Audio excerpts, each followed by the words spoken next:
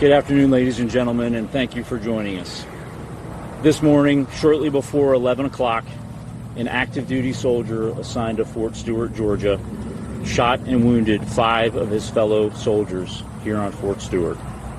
Thankfully, all are in stable condition and all are expected to recover. The alleged shooter is in custody. We have reestablished security. I have lifted all lockdown measures on Fort Stewart, and there is currently no threat to the local community. I'd like to recognize and thank our Army law enforcement and medical personnel and our partners from local, state, and federal law enforcement and emergency services for their quick response and support. I would also like to thank the brave soldiers who immediately intervened and subdued the shooter.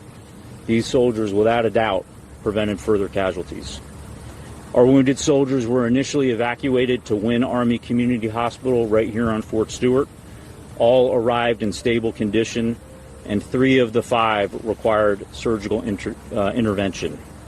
2 have been transported to Memorial Hospital in Savannah, Georgia for additional care. We have identified the alleged shooter as Sergeant Cornelius Radford, an automated logistics sergeant assigned to 2nd Brigade Combat Team. Sergeant Radford has not previously deployed to combat.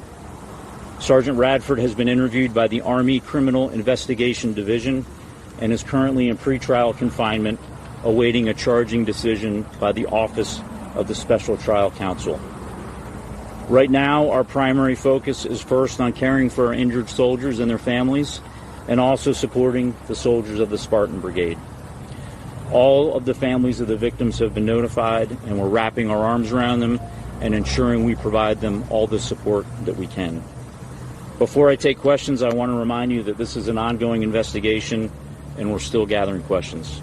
And ladies and gentlemen, I'll now take your questions. General Lewis will be in Coastal News. Can you give us his what unit he was assigned to and how long he served in the Army?